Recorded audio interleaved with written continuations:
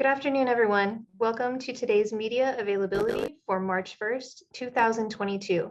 Thank you for joining us. Just a friendly reminder to raise your hands if you have a question. Chief, you may begin.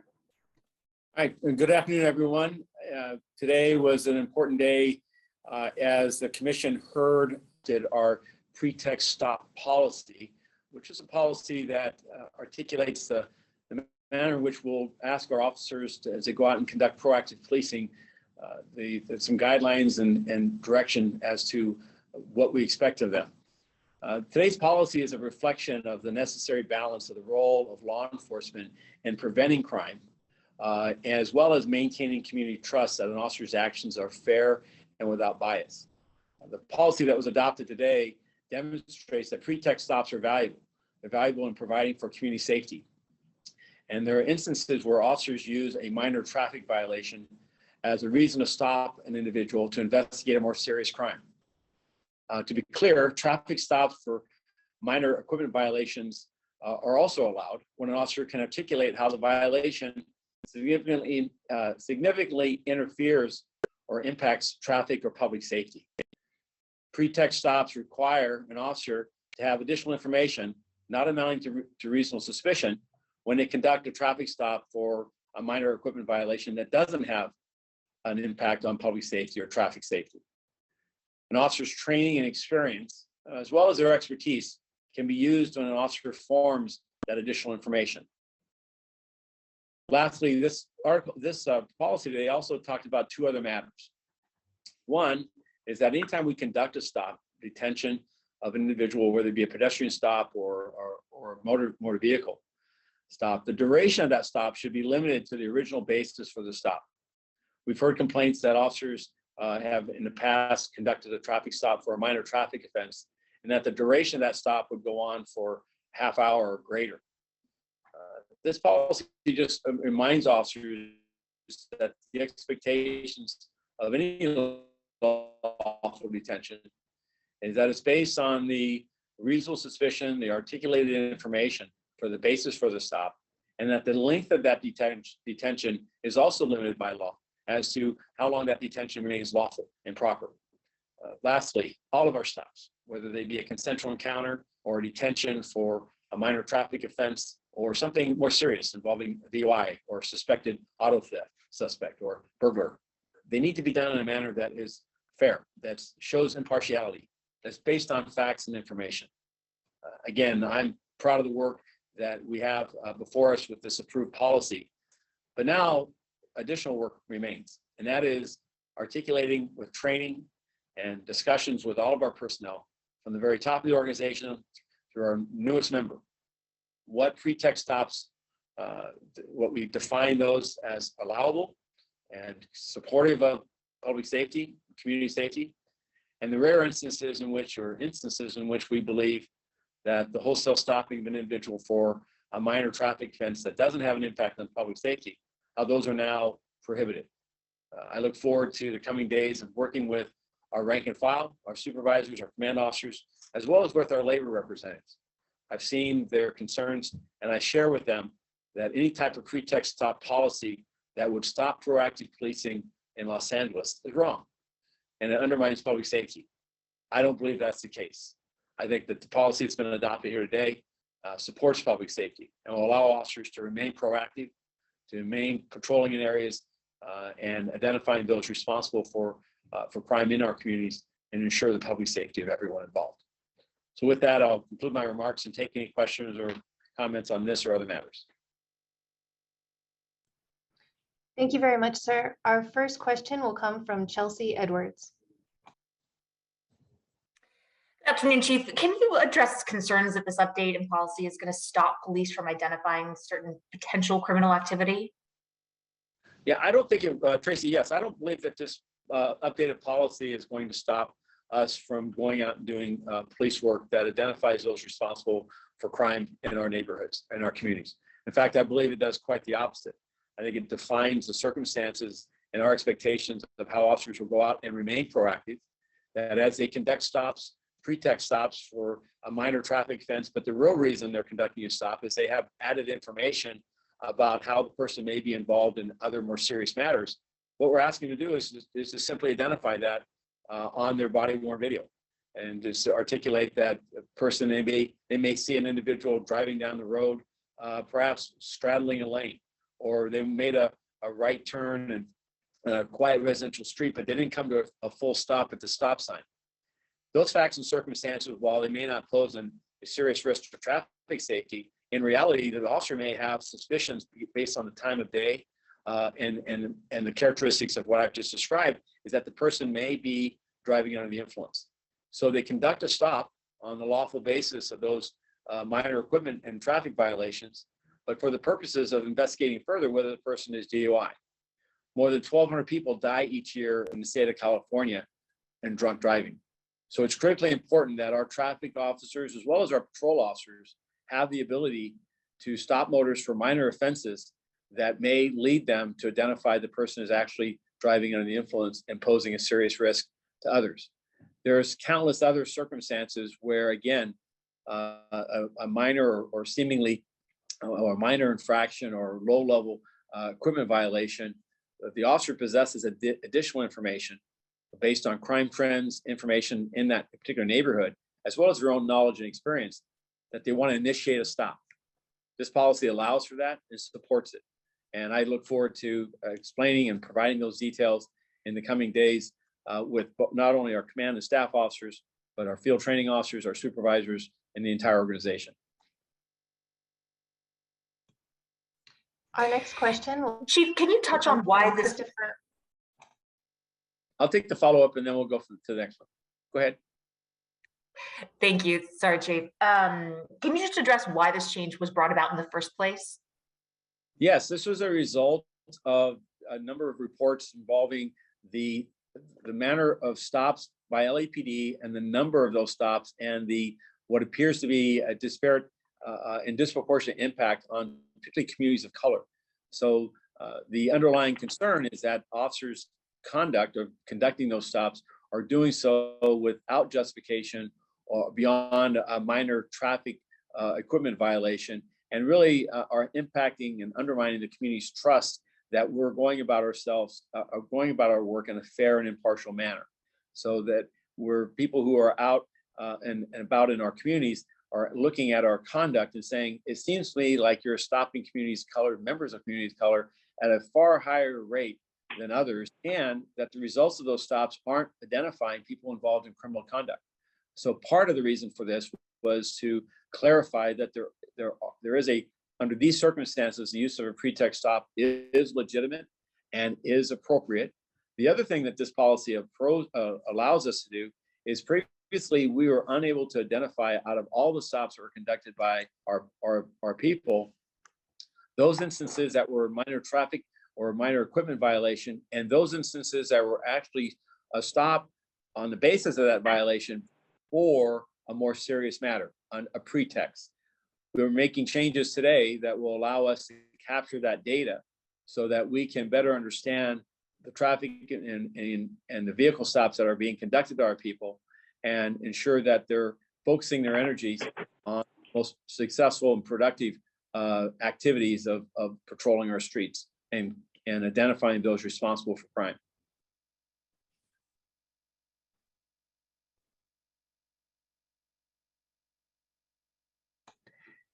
Thank you. Our next question will come from Christopher Weber. Hey, Chief. Chris with the AP here. 3 quick questions about the probe into the fireworks explosion. Why weren't bomb tech C's warnings released publicly sooner?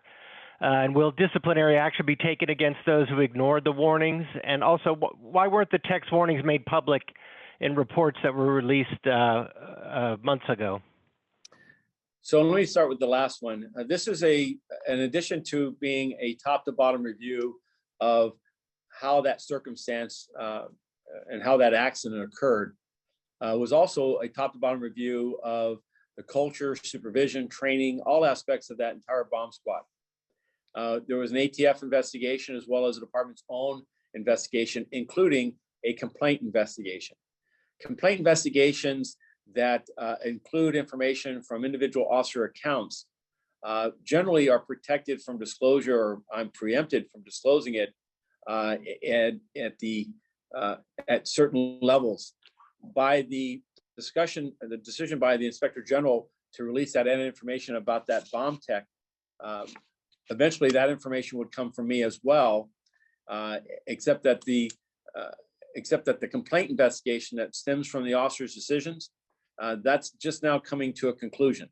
And I wanted to make sure I didn't prejudice it by making some early calls or decisions without seeing the full investigation. So let me be clear.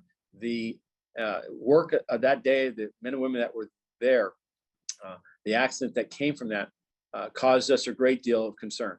I apologize then, I apologize now to the facts and circumstances that led to that terrible explosion and the impact it had on that neighborhood. And my commitment was to ensure a nature of an investigation and its intensiveness that would identify the underlying factors that resulted in that accident and steps that would be taken that it would never reoccur. The fact of the Inspector General disclosing or announcing the fact that there was one member that at least initially raised some concerns about the amount of explosive material that was going to be disposed of in one shot was part of that investigation. That complaint investigation is nearing its completion. And I felt it was more appropriate to articulate that added aspect of it once the full investigation was done. Now, the Inspector General and their top to bottom review of our work and the investigations done to this date chose to disclose it. I'm not opposed to that disclosure. However, in my release, I'm attempting to abide by confidentiality rules and laws relative to peace officers, personnel packages, and statements and other information derived from compelled interviews that are part of that complaint investigation.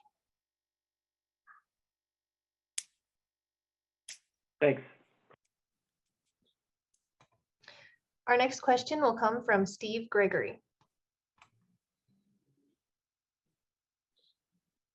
Unmute. Good afternoon, Chief. Following up on Dr. Ferrer today with the Board of Supervisors talked about masking and how it's going to be changed a little bit here in LA County come Friday. Have you been briefed at all on how this is going to impact the department with all the rules being relaxed now with masking and vaccinations and whatnot? Where do you see the department fitting in? So I have not been briefed as to the doctor's remarks today before the Board of Supervisors. Our governing document is the personnel department's requirements of all city employees. And so we'll be guided by personnel department's update. Currently, as I remarked this morning, those mask guidelines were relaxed about a week and a half ago to allow vaccinated employees in a public setting outside, not coming in immediate contact with others, to be unmasked. But yet still required people in the workplace, inside offices and so forth, to require a mask, whether they're vaccinated or not. We're following this closely, but there is a bit of disjointment right now between what the federal standards are, the state standards, the county standards, and now the city standards. We'll follow the city standards. We anticipate that we will see some further relaxation. We hope to see restarting of community meetings and gatherings as this pandemic, this latest Omicron virus variant apparently is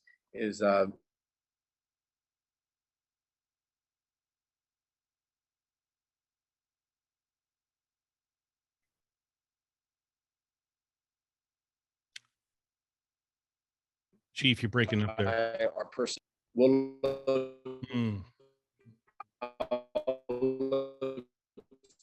forward to the guidance and direction by our personnel department as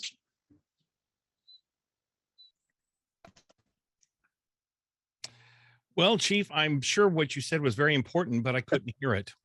Oh, okay. Let me do a radio check. Can you hear me now? No, you're breaking up. It's not audible for me. Okay, let me try it now. Can you hear me now? Yes, I can hear you. Okay, so I'll stop the video. I've got a voice for radio. So I'll go back and restate or attempt to. The guidelines are changing at the state, federal, and local levels seemingly every few days. We're guided by the personnel department, the city's personnel department, as to mask, vaccination, and other requirements relative to the COVID pandemic, as all city employees are. So that's my my North Star as a chief, as to what are the personnel department's expectations and guidance. They are updating them frequently, and we'll see after today's reports before the Board of Supervisors if that impacts the current state of city requirements for city employees. Okay, and then finally for me, can you just do a recap on crime stats for me?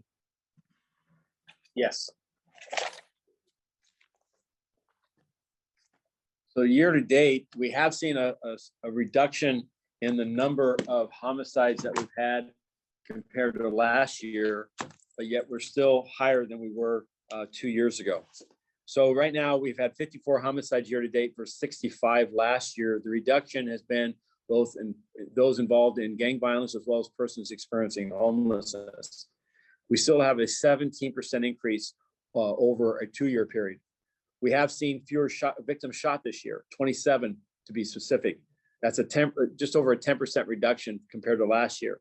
However, the level of violence today, while it has slowed in the first 2 months of this year, it is still much higher than it was 2 years ago. In regards to victims shot, we have a 108% increase over a 2-year period. So we still have substantial challenges in front of us. Overall, violent crime is up 3.5% this year versus last. It's up 7% over a 2-year period.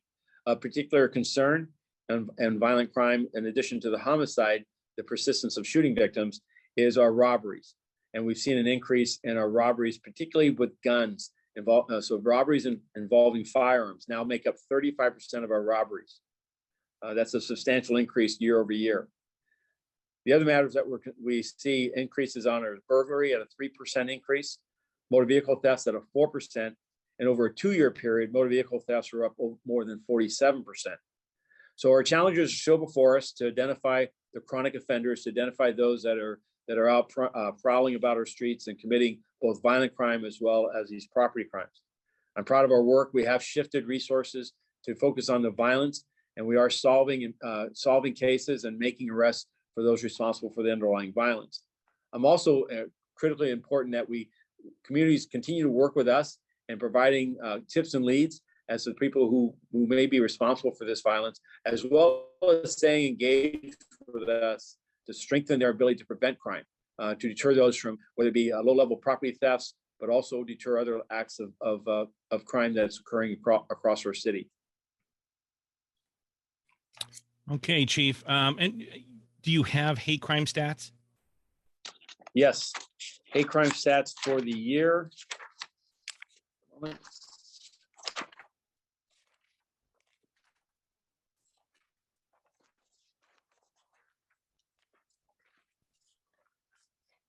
me a second, it's on a different spot. Thank you.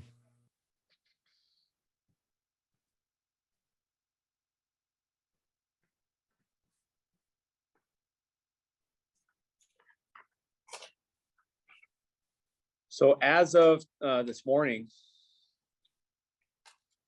instances of hate have increased 45% versus last year and 81% versus 2 years ago. Those numbers are 58 hate instances this year versus 40 in 2021 versus 32 in 2020. Actual hate crimes have increased just under 35% this year versus last, and a 59% increase over a 2-year period. The numbers on that is 89 hate crimes this year versus a reported 66 last year and reported 56 the year before. What's really critically important is that we believe both hate instances and hate crimes are underreported. And that the public, particularly in the hate instances, may see hateful speech and gestures and insults that may be protected by First Amendment, but are still racially motivated or motivated by other prejudices. We want the public to continue to report those to us. We believe it's important to understand where those are occurring and those persons that may be involved in that, as an effort to understand those who may be experiencing mental illness, as well as those that just in all candor need to have, would benefit from a conversation about their civility and about their respect for others in a community. Are you, I'm sorry. But lastly, we're following the war and the invasion of the Ukraine by the Russian Federation very closely to see if there's any attribute of hate or instances of hate related to that turmoil. Obviously, in Europe, more than 75 years since a ground war of the size and enormity that we're seeing here this last week, and we're following very closely. And I'm happy to report that the demonstrations and communications of public gatherings have not only been peaceful, but have been supportive of the Ukrainian people, and have been devoid of any acts of violence or any acts of property damage or risk to community safety. And I just encourage all Angelenos, as well as everyone who has a voice on this terrible set of circumstances, to continue to have their voices heard in the manner that we've seen this last week. Any particular ethnic group that represents a higher number than any other? You know, I don't have that detail before me. However, Captain Spell and his That's folks fine. can get that to you. And then just one final one for me then. Do you have a number of members of the Department of Ukrainian descent? I've not asked that specific question. I'm sure that we do. I'm confident we represent, all four corners of this great world. But as I sit here today, I haven't identified that specific nationality. Okay, Chief, thank you much. All right. Okay, I think that was the last question. It All right, appears thank there are you no all. more questions at this time. Chief, do you have any closing statements for us? Nope, I'm good. Sorry for the connection. We'll get it better for next week. Bye-bye.